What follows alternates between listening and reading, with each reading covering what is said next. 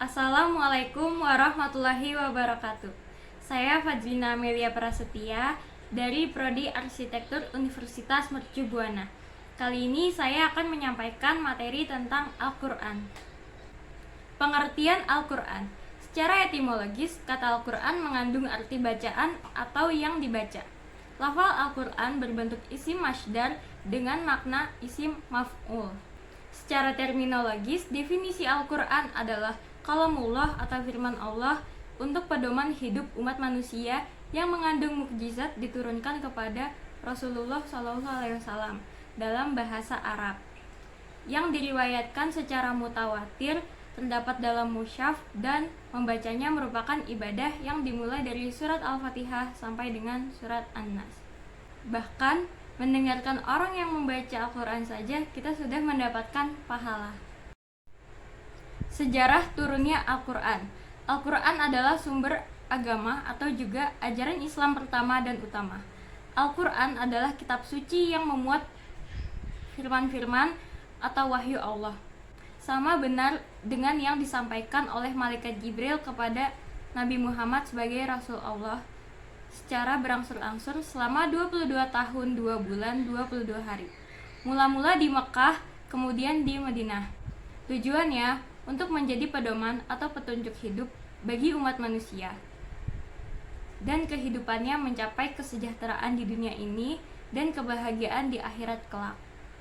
Al-Quran mulai diturunkan di Mekah, tepatnya di Gua Hira pada tahun 6 Masehi, dan berakhir di Madinah pada tahun 633 Masehi. Al-Quran mulai diturunkan kepada Nabi Muhammad pada malam Lailatul Qadar tanggal 17 Ramadan. Pada saat itu Nabi Muhammad telah berusia 40 tahun, bertepatan dengan 6 Agustus 610 Masehi. Ayat yang pertama turun adalah Al-Alaq ayat 1-5. Cara Al-Quran diturunkan. Nabi Muhammad SAW dalam menerima wahyu mengalami berbagai macam cara dan keadaan. Yang pertama, malaikat memasukkan wahyu itu ke dalam hatinya. Dalam hal ini Nabi Muhammad tidak melihat sesuatu apapun. Hanya beliau yang merasa bahwa itu sudah berada saja dalam kalbunya. Yang kedua, malaikat menampakkan dirinya kepada Nabi berupa seorang laki-laki yang mengucapkan kata-kata kepadanya sehingga beliau mengetahui dan hafal benar akan kata-kata itu. Yang ketiga, wahyu datang kepadanya seperti gemerincing lonceng. Cara ini yang amat berat dirasakan oleh Nabi. Kadang-kadang pada keningnya berpancaran keringat, meskipun turunnya wahyu itu di musim dingin. Kadang-kadang unta beliau terpaksa berhenti dan duduk karena merasa amat berat. Wahyu itu turun ketika beliau sedang mengendarai unta. Yang keempat, malaikat menampakkan dirinya kepada Nabi, tidak berupa seorang laki-laki seperti keadaan nomor 2, tapi benar-benar seperti rupanya yang asli. Nama-nama Al-Quran. Yang pertama, Alkitab, artinya buku atau tulisan. Arti ini mengingatkan kaum muslimin supaya membukukannya menjadi buku.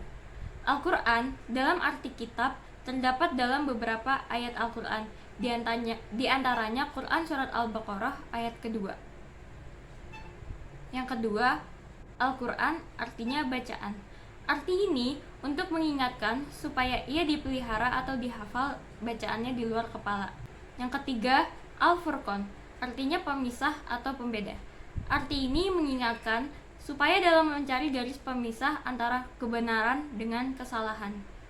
Yang keempat, Al-Zikr, artinya ingat.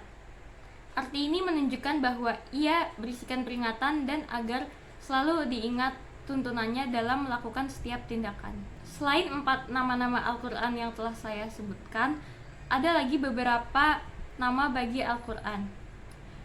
Imam Suyuti dalam kitabnya Al-Itqan menyebutkan nama-nama Al-Quran, di antaranya Al-Mubin, Al-Karim, Al-Kalam, dan An-Nur. Fungsi Al-Quran dalam agama Islam. Yang pertama, Al-Huda atau petunjuk.